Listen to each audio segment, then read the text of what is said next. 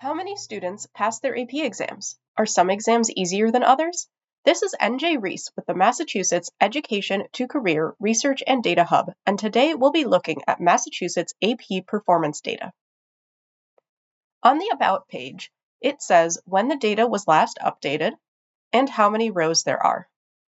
Many of our E2C Hub datasets have over 1 million rows of data. If we click over to where it says Data on the top of this page, we can see a preview of the data. The data starts with the most recent year, in this case 2025, and often the state data is at the top. But if you scroll through, you'll be able to see information about every school and district all the way to Worcester. This data shows every AP subject, information about student groups like a specific gender or race, the number of AP tests taken, and the scores. In some cases, the scoring data is left blank to preserve student privacy. In AP data, it's often valuable to look at outcomes for different exams in a specific school year at one school district of interest or statewide. We can click Actions to visualize this data in a chart. In this case, for our x-axis, we can select the dimension of subject SUBJ to get started. The exams are scored from 1 to 5, where scores of 3, 4, and 5 are considered passing. For the y-axis, let's measure the PCT 3-5, the percent of students earning a 3 to 5 on an AP exam.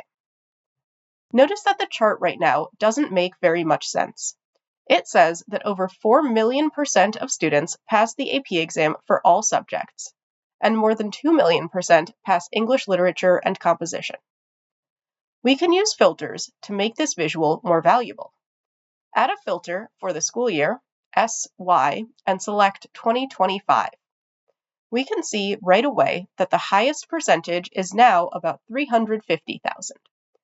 That's an improvement, but we still have more filtering to do. Add a filter for the name of the school district of interest. State totals is also an option under org name to see the statewide data. This data also appears under the chart. Scroll to the right to see all the columns.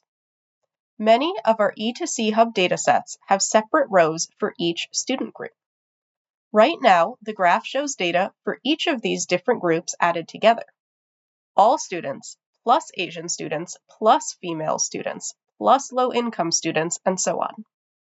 We can set a filter for all students or a specific demographic of interest. Many exams with the highest pass rates are specific world languages and studio art. It's hard to look at the results like this because there are so many subjects on the bottom axis. Let's filter to select a few popular AP exams: U.S. History, Biology, Calculus AB, Spanish Language, and Psychology. Click the paint roller icon on the left to add a title and description to your chart. Statewide Massachusetts AP Exam Performance in 2025. Click Labels to change the label direction to horizontal or select other formatting options.